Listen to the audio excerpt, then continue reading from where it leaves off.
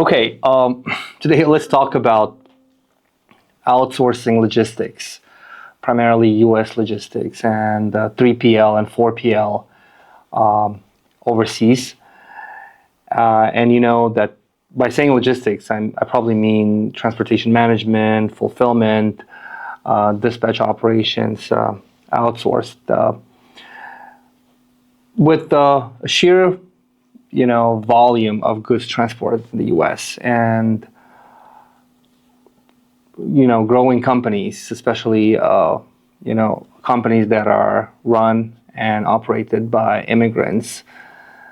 The number of trucking companies that have outsourced their operations has been growing consistently, and I think we have over 150 companies in Tashkent alone. I think so. It's closer to 200 companies right now operating Yeah. and providing service to all the trucking companies in the United States. I know in IT Park has around 150 registered residents. That primarily engage in 3PL and 4PL.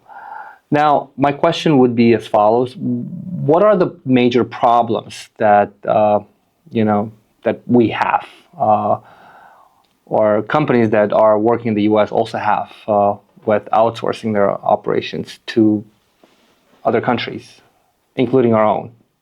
I think the number one problem may be employee problem because you see we have many employees, but not all of them have the same quality. So yeah, some people maybe learn English and they think okay they can speak and they go and work for logistics, but in the real life sometimes it fails because they should understand not only English but they should understand logistics. So it is different sphere and they should know something about U.S. So it's not just enough. Learning by heart the states and start working. There should be some kind of education in the background. And also, in addition to what you just said about the trucking, as I told you guys, $725 billion post-COVID 2021 numbers, $725 billion, in trucking. And, with all the IT Park residences and outside of IT Park, premises, we have closer to 200 companies operating and providing service to the trucks in the United States, trucking companies in the United States. That's not even close to $1 billion. Can you imagine? We're not even doing 1% of what trucking is all about in the States. We're not, with all these companies, smaller, bigger companies. We have bigger companies with 500 trucks, 250 trucks, 300 trucks. But again, in all the combination of all the revenues from those trucking companies are not even, $1 billion. Yeah. And I really agree with you. It's the employees, but at the same time, people do not understand. The epidemic issue in our country is not being able to understand what the customer service is all about. Right. Providing customer service should be the core, and it should be the central key to building your success. Again, guys, we don't produce anything. Right? We're not a factory. We don't build anything. We provide service. Our product is our service. And I'm telling you, there is an epidemic failure in understanding what that service should be all about. That's my understanding. Employees and not understanding the customer service. I agree. And considering that our country depends on remittances, really depends on, money flowing in our country from other countries, primarily from the U.S. and Russia. I think it's a huge chunk of our GDP and economy. Well, there are many countries like Moldova, Armenia, Azerbaijan that depend on remittances, right? And in fact, Armenia depends on the U.S. logistics, right? I think it's third-party logistics capital in CIS. Yep. And with that in mind, while we understand that companies try to, cost saving. They try to employ cost saving measures, right, by outsourcing their operations overseas. What kind of competencies we should probably focus on, right? You mentioned that it's not just knowing English, right? Or Yep. what are the, especially in terms of operations and dispatch, what do you think are the most important skills that we should probably, or people should pay attention to? Look, I have a different question. You have a company with a revenue of $1 million per week, right? Mhm. How do you make that 2 million? How do you make that 3 million? How do you take it up to $10 million revenue per week, in the same company? How do you do that? Do you work on RPM? Do you work on bringing business? Do you work on, trailer usage optimization? Do you work on, revenue per tractor? How do you hire the best drivers? All that stuff.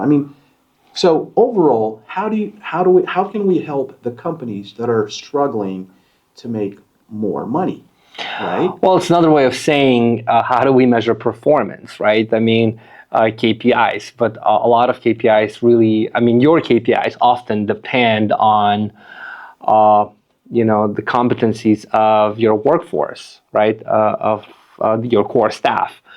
And you mentioned, yes, rate per mile, revenue per tractor, trailer utilization, dedicated lane density, they're all important, but they often depend on people skills. So what do you think, my question to you would be, what do you think, before we really talk about KPIs, before we really talk about how to help companies maximize their revenue streams, right? What are the core competencies that people should have, especially in reference to dispatch? I believe, first of all, you should definitely, your customer service skills should be impeccable. Mm-hmm. Should be, the best. Number two, you should definitely have communication skills. Of course, English proficiency should be there, but it's not really enough. You should have communication skills. Again, guys, we don't do face-to-face communication. We talk on the phone, we talk email, we do communication through Telegram. So how do you improve that? What do you do to improve your soft skills? You know what I mean? Like That's a good point. That's it. Soft skills. Exactly, soft skill. I had a company with 30 trucks. Can you imagine the 30 truck company still doing business on Power DAT? They're booking loads on a daily basis. They have 0 dedicated lanes. They work with all kinds of different brokers, right? Mm-hmm. They take a load from JB Hunt today. They take another load from C.H. Robinson tomorrow, and so on and so on. No communication, no partnership at all. No business relationship No building. business relationship at all, right? Mm-hmm. You pick up the phone, you call them, you do business today, but then you forget about that company next day. You don't even have the database of brokerages, brokers that you work with on a daily basis. And again, yet alone dedicated business. Again, I told the company was looking, and primarily was looking for the best dispatchers, and they were ready to pay, good money to get the best dispatchers. But is that really the case? Do you really need to have a dispatcher who sits there in a 21st century company, who sits there and books loads every day, or do you go the next level? Do you do business with the broker on a dedicated lanes, or a dedicated business projects? You know what I mean? What I really focus on, really empowering our dispatch team or sales team, and make them have good communication skills, customer service skills, so that these people, their primary focus should be on bringing dedicated business to the companies. Okay, bringing value. Absolutely. So you're saying basically communication skills, teamwork, dependability are the key drivers for success, right? Absolutely. Again, we talk to brokers, but at the same time we talk to drivers as well. Mm-hmm. We're right in the middle. We provide service to the customers. We provide service to the drivers. So we need to be how it's a difficult job to be right in the center, talking to the drivers and talking to the brokers and making those both parties happy. Right. Right? Can you give example? For example, owner of the company came with a problem to you, Okay. and you, with your training, solved their problem. Can you give us that example? What I usually do is get myself acquainted with the team. I usually look at their business on a daily basis. Like what are they doing every day? How they're getting business? What kind of brokers they're working with? If they have any dedicated business? Do they have drop capability, or do they only do live or power only loads? So I ask basic but very important questions. If they do this certain procedures, if they follow certain rules and procedures to bring success to their So you companies. basically analyze the situation and Absolutely. to understand the needs. Absolutely. And then from there, I focus on what they are trying to achieve. Every company, of course, like all companies, they want to make more money. They want to make more money, and that's their primary goal. I totally get it. But how do you do that? And how do you build sustainable, Business model, yeah. business model with and sustainable relationship with those brokers, or even direct shippers? I mean, that's your primary focus should be. That's what you should base yourself no, on. I agree. And also about the resources, right? I mean, we talk about like dispatch teams, right, working only on spot market loads, right? Primarily being stuck in power DAT or transcore DAT resource, right? And it's a big problem because people know nothing other than DAT portal and Amazon, right? However, there's so many other resources, right? There's so many other portals like truckstop.com, Get Loaded, Truckers Edge, or even just emails. People don't really try to work with shippers and brokers because all they just, okay, let me find a spot market load, get my truck loaded and done, right? Let me give you inside information about the Power DAT. The Power DAT was designed, specifically Power DAT was designed back, I think, 20 years ago, to specifically target individual truckers who are trying to find load. Let's say a wife and a husband, right? Right. They get on a truck, they book a load, let's say from Louisville, Kentucky to San Bernardino, California, right? Mm-hmm. So the Power DAT is the tool, or was the tool at that time, to find a backhaul from San Bernardino, California, back to the Midwest.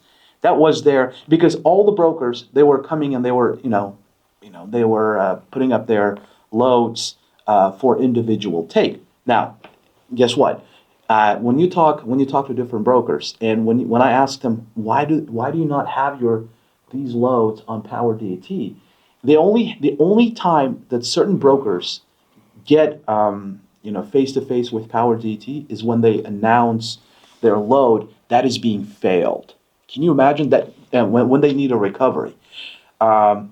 It's a true story. A JB Hunt person, when I had a contact with, when I was looking to book a load from New Jersey, and everyone wants to come out from New Jersey. Everyone wants to go into New Jersey because that's more money, but it's hard to come out from New Jersey. So I was booking a load from New Jersey to Georgia with this JB Hunt guy, and the JB Hunt guy goes, and when I asked him, I provided very good service, right, from A to Z, impeccable, immaculate, all good service.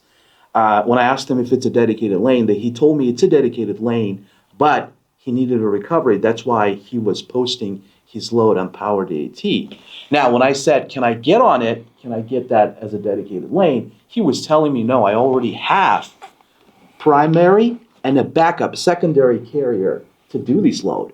Okay, from New Jersey to I believe it was Macon, Georgia. How much? Do you know how much this guy was paying? Original dedicated lane was $2,800, but the guy was posting it for $2,200. Now, so there are carriers who are doing these juicy loads. So there will be primary fails, backup fails, and then they post. Absolutely. So the primary carrier failed. They couldn't find a cap. So they went to talk to the backup carrier. They couldn't find the cap. So, and then the last choice, powered AT. But the powered AT is the main source of income for a lot of the carriers. You see what I'm saying? And this is all we're asking all the wrong questions. Yeah, exactly. And speaking of questions, did you ever observe any dispatcher calling and talking to the broker? It's so often unprofessional because they don't seem to ask the right questions. For example, they just call and ask about the load, about the commodity, the nature of the commodity, and they start negotiating the rate immediately. Instead of asking like, hey, does your company have any dedicated lanes that you need carrier capacity? Do you have any loads moving today? I could possibly help you as well because we have other trucks ready. Or how frequently does your dedicated freight lane require coverage, right? And that information really not only helps you to gain more information about what the broker does, but also build that relationship that you mentioned. Absolutely. And oftentimes, that communication skills is like, they don't know how to communicate or what to communicate. You know what I mean? Because all they're concerned with is just getting their truck loaded and done, right? But instead, as you mentioned, if they ask the right questions, that would have enabled the right environment to build that relationship. I cannot make this stuff up. It's a true story. Again, I was talking to the broker. American brokers, they talk about the rate the last question they talk about is the rate. The first question we ask is how much is the rate or what's the rate, right? Uzbek companies. Now, why? I tell you why. Because when it's American way of doing business, they ask all the right questions, saying, hey, what's your network like?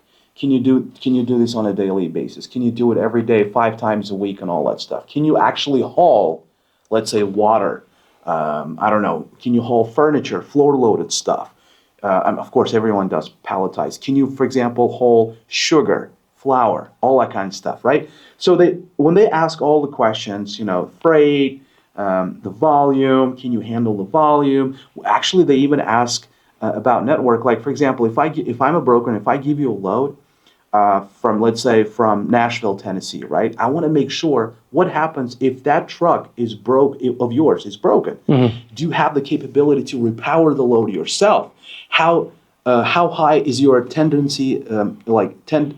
acceptance rate, right? So all these questions, and then of course everything is checklist, tick, tick, tick, and then when everything goes well, they ask, okay, let's talk about the rate now, because that's their last question. Because the money thing, exactly. the money thing, it was brought to my attention, and I realized myself the money thing is no problem. It's an easy part. So essentially, that's the wrong mindset, right? Exactly. when you take the phone and you start calling, the first thing in mind that like our dispatchers often have is like to get the best rate, right?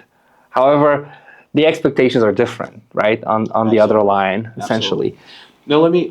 There's another one actually. When I was dealing with the direct shippers, when I was reaching out to the direct shippers, let's say I'm a new carrier, I want to do a certain lane for blah blah rate. But there's a brokerage company who does that for more for more money. Let me give you an example. Nashville going to Dallas. I'm thinking like 650 miles, right? Usually pays like $2,000. Let's say, give an example. Let's say they pay $2,000. They give that $2,000 rate to me, but to a brokerage who does business, who's done business for about 20 years with the same company, they give that for $2,500. So the cheapest version is not always the answer. What I can say with the guarantee, with full confidence, is the service that makes you be at the same level with those, reputable brokerage companies and all that stuff.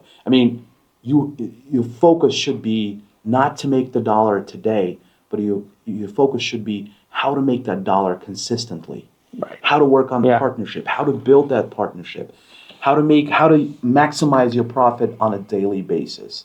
That's the thing. I mean, you should definitely not focus on one day. You should think about 2026, 2027, and all that stuff. And how do you do that?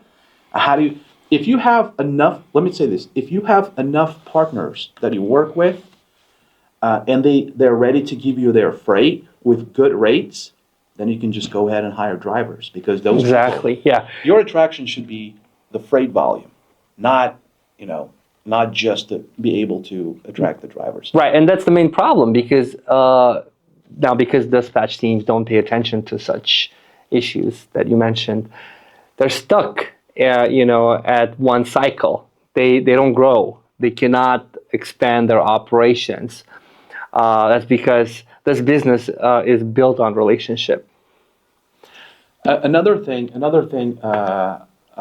Andy, I noticed that, for example, if I reach out, let's say to RXO, let's say there's a certain lane that I need from these people. Before I pick up the phone, do you know what I do? I look at the numbers. If my company has done business with RXO in the past, and what's the volume, what's the dollar amount, what's the dollar value. So when I reach out to the broker firm RXO, when I talk about it, I talk about, hey, we've done business in 2023 in the amount of, let's say, $500,000. We've done so and so with you. Now, of course, there was a gap in 2024. We haven't done business for the last 6 months, but I'm calling you to actually rectify the situation, to change that. I want to do business with you again. Let's work on the numbers. So you should be prepared. You should do your homework before you pick up the phone and ask for dedicated lanes. Absolutely, I agree. And something else I want to mention is that a lot of dispatch teams. Well, I mean, when I say dispatch, I really mean operations, right? They disregard the issue of defensive driving. They don't even know what defensive driving is, right? And no broker wants to work with you if your safety is not good, right? I mean, if your drivers do not, or if you don't have any systems or tools in place for speed control, for following hours of service, for driving safely and in diverse weather and road conditions, or and other aspects of defensive driving. And driver safety is jeopardized when you have fatigue, when you have drowsiness, when you drive for long miles without rest, when you have a lot of distractions, right? So you shouldn't actually call your drivers all the time because auditory and cognitive distractions are major reasons that contribute to driver fatigue.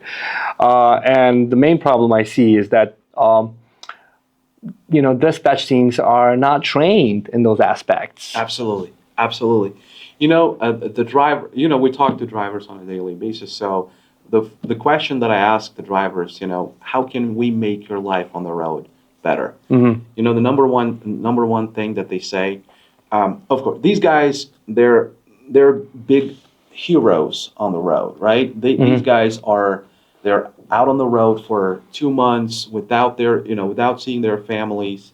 They eat on the road, they sleep on the road, they don't see their families, they only talk on the phone. Of course, they're frustrated all the time. So as updaters or as dispatchers, what we can do is, how can we should definitely work on the communication skills, Of course, we're sitting in an air-conditioned room or we're sitting in a heated room and doing our jobs versus those drivers are out there in the cold, in the sun, doing their job. So again, definitely focus on communication with the drivers.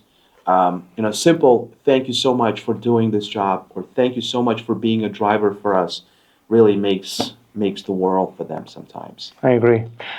Bekzod, man o'zbek tilida suhbat davom ettirmoqchi edim. Mana ko'p kompaniya egalari, tracking kompaniya egalari bizani suhbatni tomosha qilgan bo'lishi mumkin. Shunda masalan savol tug'iladi ularda ham. Deylik, ularda shu muammolar bor, dispatch bilan yoki sales teamni oshirish yoki shunda siz qanaqa qilib ularga yordam bera olasiz? Shu treninglar orqali nima bera olasiz? Ko'proq, bilasizmi nima? Ko'proq shu bu bizani sohamizda juda ham kerakli narsa. Agar 30 ta traki 35 ta trakka bo'lgan kompaniya уже ko'proq kontraktniy liniyalar bilan ishlash kerak deb bilaman. Dedicated liniyalar bilan ishlash kerakligini bilaman. Mani ko'proq shu vazifam bo'ladiki, o'sha teamdagi o'sha anaqa bilan, komanda bilan qanaqa qilib dedicated liniyalarni olish mumkin, qanaqa qilib dedicated liniyalarga xizmat ko'rsatishimiz kerak, nimalarga e'tibor berishimiz kerak, qandoq qilib shu servisni yaxshi qilib dedicated liniyalarni shu liniyalar bo'yicha ko'proq, чтобы o'sha ko'proq liniyalarni olish uchun. Men shu narsaga ko'proq o'zimni bag'ishlaganman. И ko'proq shu bolalarga shu narsani o'rgata bila olaman. Masalan, bitta liniya ikkinchi liniyani chaqiradi deganda, pulni chaqiradi deganda, bitta liniyani qilganingizdan keyin обязательно servisi zo'r bo'ladigan bo'lsa, kerak bo'lsa o'sha broker sizga telefon qilib, "Yo, akajon, или ukajon, qalaysan? Men bu liniyani zo'rman, xursandman. Keyin men bu liniyam bor edi, meni ham qilib bera olaysanmi?" Yoki masalan siz servisni yaxshi qiladigan bo'lsangiz, mana bilamizki, Dallasdan chiqib ketish qiyin, Nyu-Jersidan chiqib ketish qiyin. Sizga liniya beryapti Nyu-Jersiga, Dallasga. O'sha broker bilan siz gaplashib, kerak bo'lsa brokerni o'zini yuklab qo'yishingiz mumkin. Hey, if you have anything for me like from Dallas or from New Jersey, let me know. I need that to make my service better for you, to effectively, deliver my services to you. Ya'ni shunaqa narsalarga ahamiyat beraman. Ko'proq bolalar bilan birga ishlab, shu bolalarni shu taraflama yordam berish. Mana qarang, hozir siz 8 yillik tajribaga egasiz shu sohada. Umuman olganda qanaqa hajmdagi necha pulli liniya olgan bo'lishingiz mumkin mana shu 8 yillik tajribangizda? Nechta liniya bo'lishi mumkin? Masalan, taxminan ayta olasizmi? Hajmini va summasini. Taxminan hozir taxminan aytolmayman qancha liniya olganligimni. Mana misol oxirgi mana 2018 dan 2023-yilgacha STL da ishlaganman. Oxirgi nomerlarga qaraydigan bo'lsak, oxirgi raqamlarga qaraydigan bo'lsak, oxirgi 6 oyda ichida adashmasam $7,5 million biznes olib kelganman STL ga. Juda katta summa.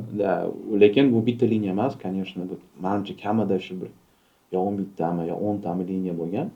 Shularni 6 oylik haligi anaqasi, summasi shunga adashmasam $7,5 million gami teng bo'lganda.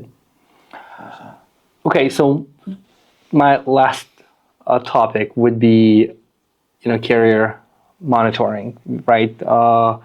And the main problem is that a lot of carriers often engage in unethical or deceptive practices. And brokers report those carriers to Carrier 411 or TIA watchdog, especially when they can prove carriers are unqualified, non-compliant, or even unsafe.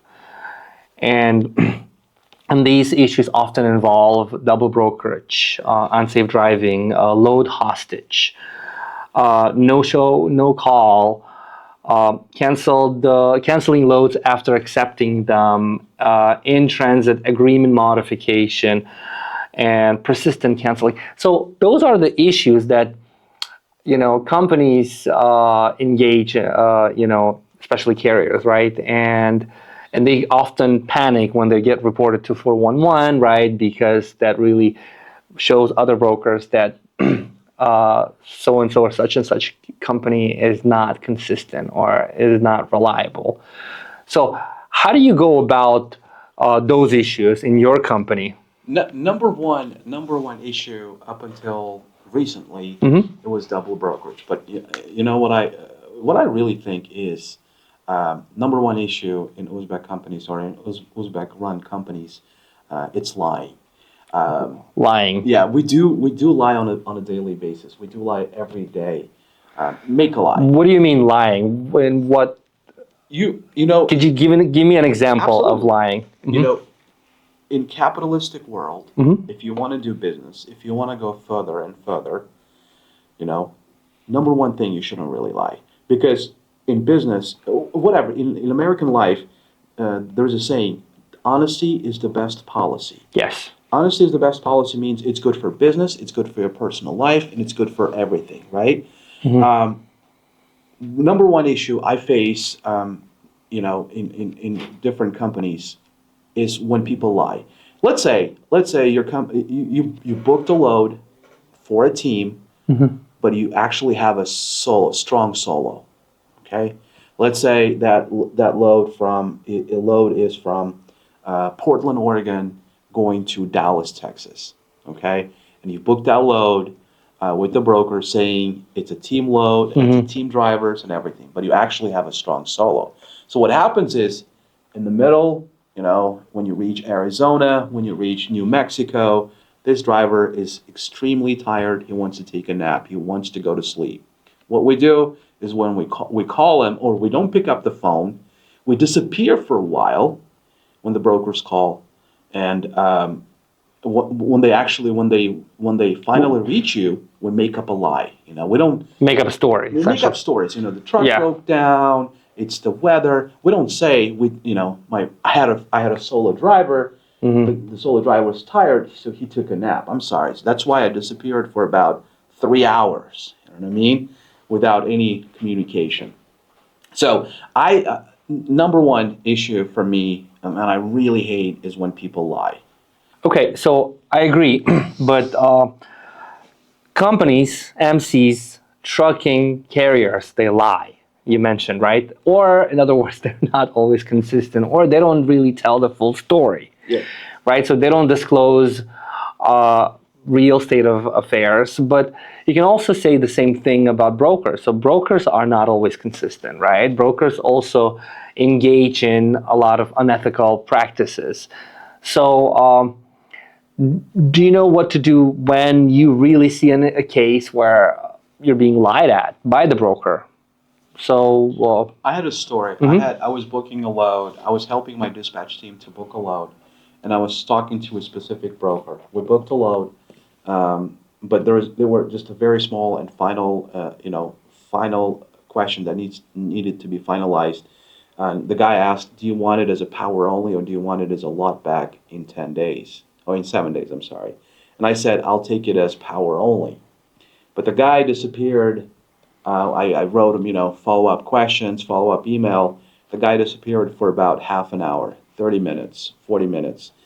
And then I picked up the phone and I said, what's really going on? So the broker actually got the truck load covered, but she was looking for a rate reduction, right? I was booking him for, I believe, $5,000, but she was looking for $4,500 to be finalized. So, and I said, when the broker lied to me, what I said was, it's not a very good impression on this broker, because unprofessional. It was very unprofessional, and I told her that. It was very unprofessional for you to do that. I do business with your company every day. That's not a very good reflection on you. So. Right. Yeah, and something else that people don't understand is that there are resources, right? I mean, there is FMCSA complaint database, right? I mean, that you can report unethical behavior. Yep. You can often contact Highway and tell what's going on, right? Or you can become an associate member of TIA Association, Transportation Intermediary Association, and as part of being a TIA member, you can also report unethical broker behavior. So it's basically two-way communication, right? It is. And I agree. So as mentioned in your example, you really try to rectify the situation with the broker directly, right? By approaching, by explaining the situation, by really letting them know how you feel.